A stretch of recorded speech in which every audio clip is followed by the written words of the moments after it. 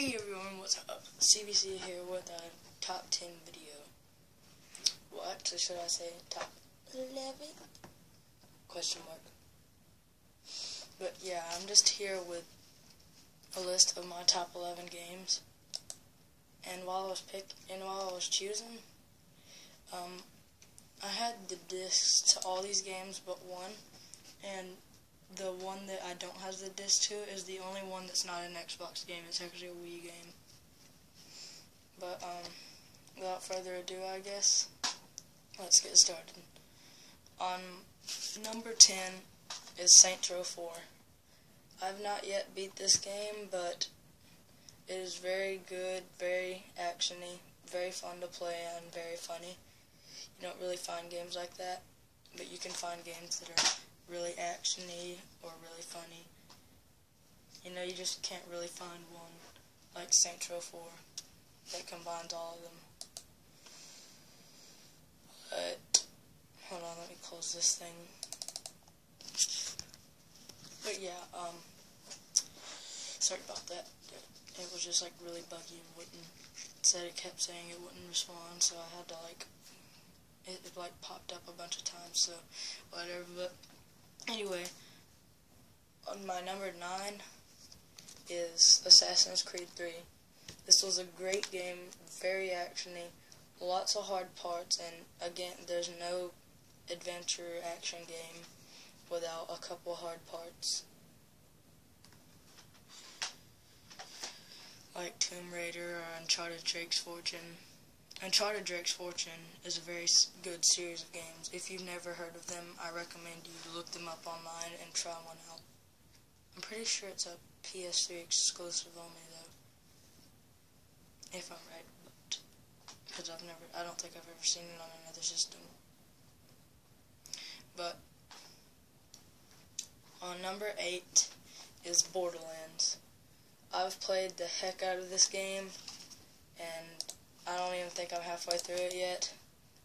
This game is really long, and I imagine it took years and years to make. No, hold on, let me see what was made real quick. I may have to pause the video because it usually takes a while.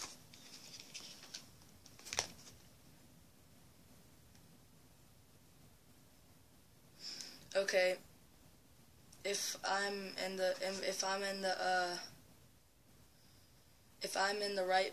looking at the right place, then this game was either made in 1997 through 2009 or 1998 through 2009.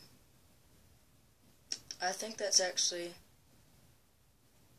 yeah, there's a bunch of dates on here. It's just the dates are for the game companies that help make the game, and that is Unreal, Bink Video, and Scaleform. That's like the main ones I can tell because, you know, they're the only ones really listed on there.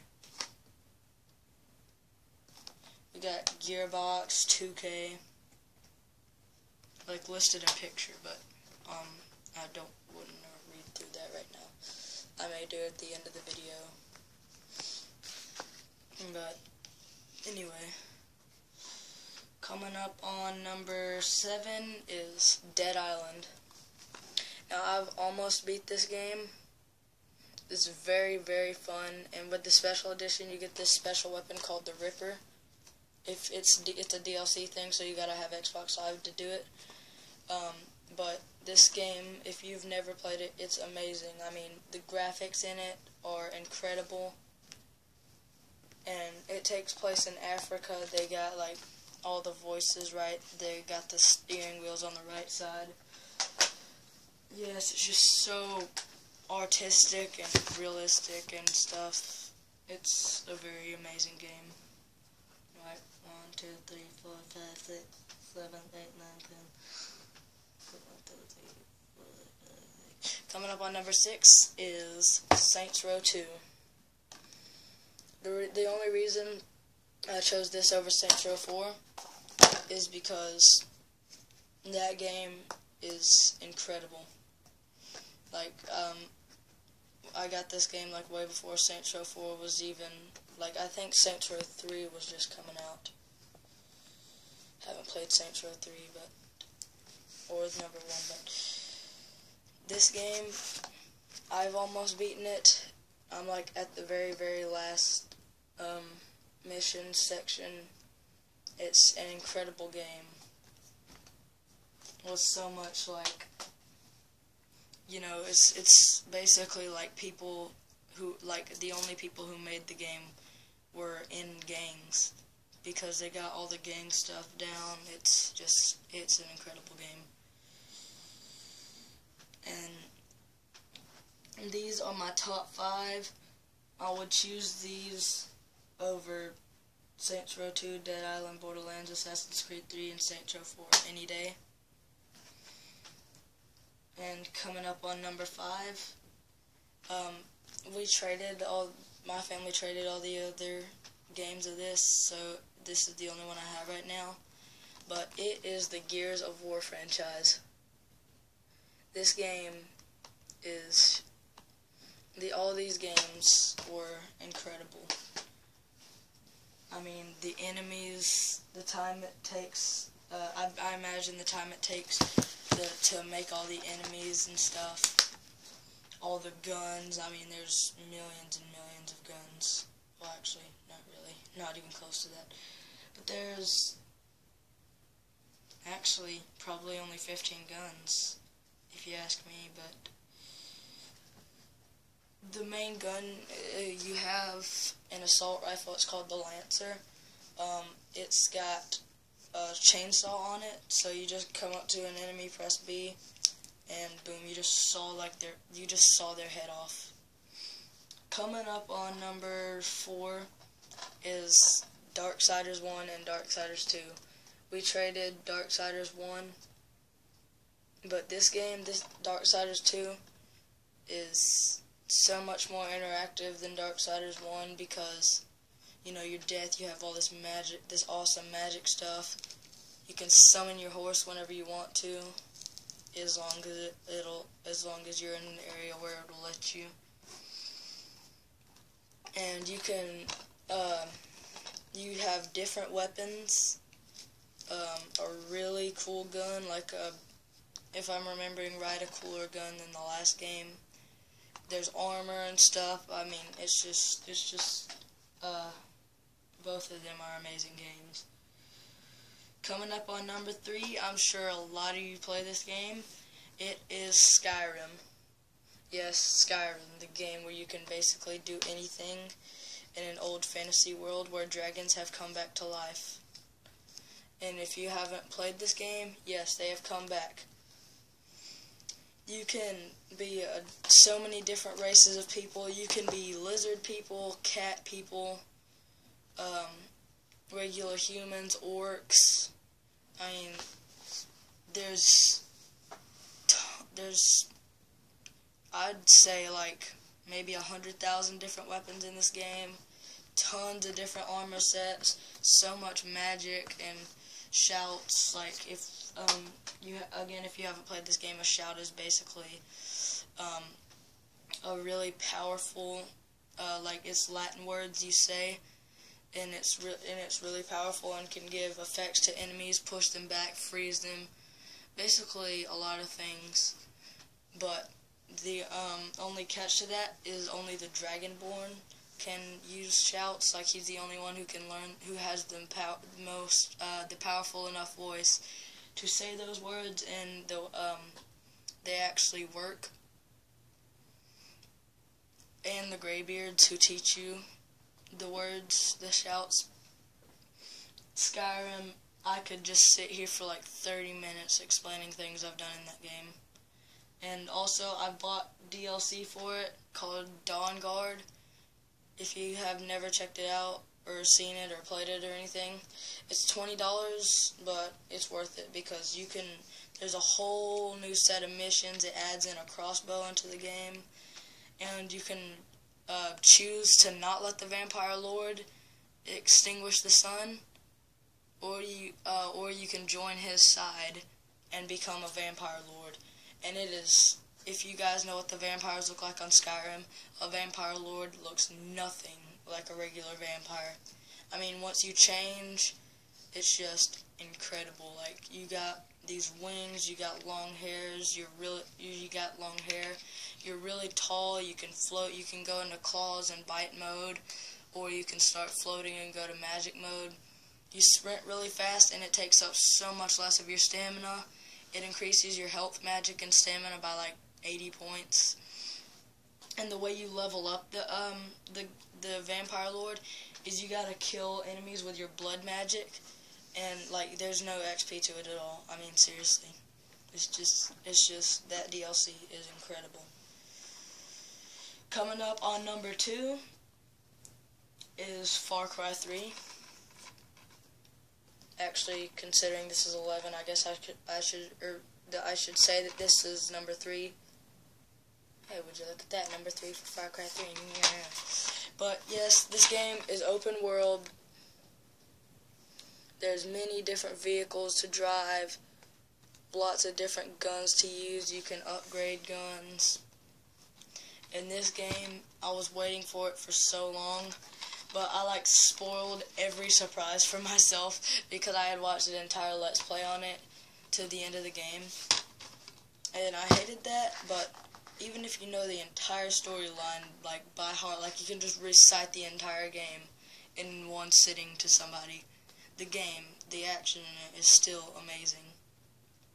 And the graphics on this game, I mean, I can't even explain it. I mean, this was made in... Oh yeah, I forgot you can't do this. But, there's 1999 through 2004, Dolby Laboratories, 2012, Ubisoft, 1999 through 2012, Havok. Yeah, there's so much stuff you can do in that game, but you can have to like actually skin animals that you find in the wild. Some really rare, some not very rare at all. There's potions you can make. There's just tons of different stuff you can do in that game. Coming up on number 1 or 2, I guess you could say. Hold on. That game would have to be... Call me a nerd for liking this game, but I got this game when I was like 6, so don't give me no crap for it. So that game would be Bionicle Heroes. I have played the absolute death out of this game. I'm surprised it hasn't like shattered from heat being in the Xbox so much.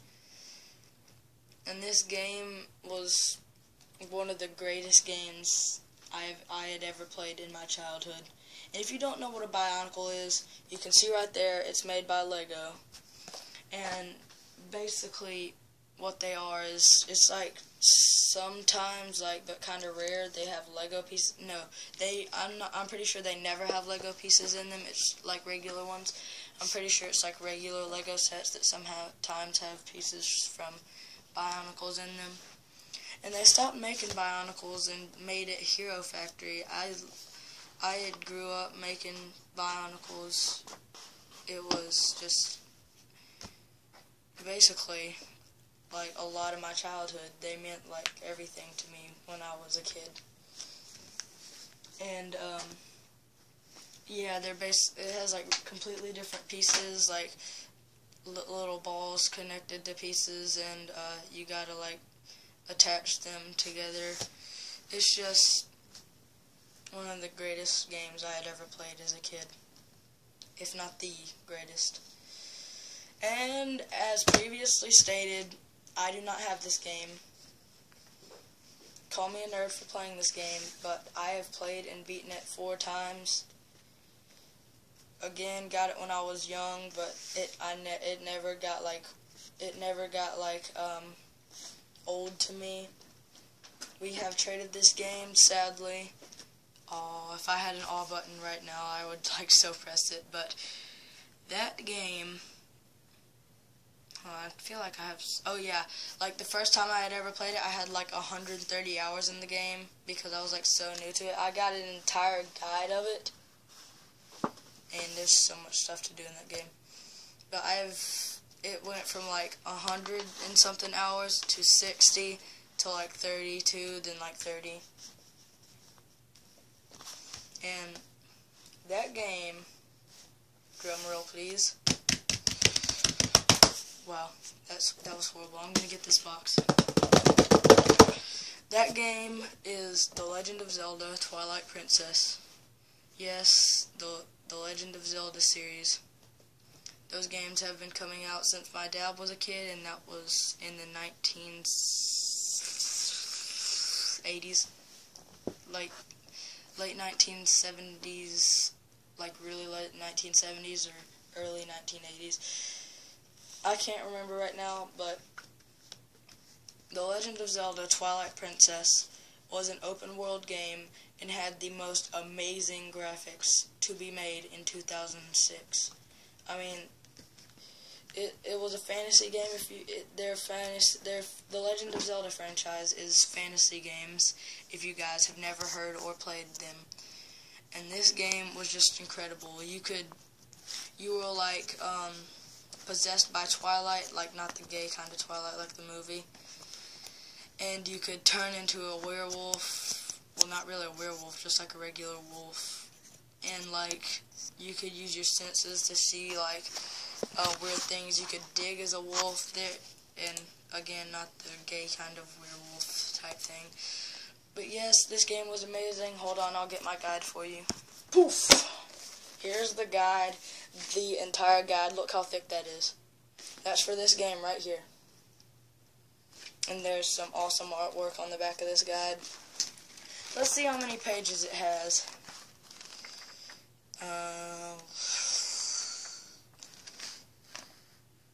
432 pages just for a game. And 432 pages may not seem a lot, but trust me, it's a lot. Consider it's a lot when there's all this stuff on every page. All of that. Yes, that is probably still my #1 game. And yes, just an amazing game. And I'm glad I could make this video long for you guys. But hold on, I need to use the shadow magic to make this disappear again. Poof! It's gone. Told you guys, I'm magical. Well, anyway, guys, that's going to be the end of this first top 10 or top 11 new series. And remember to leave a rate, comment, and subscribe, and I will see you guys later.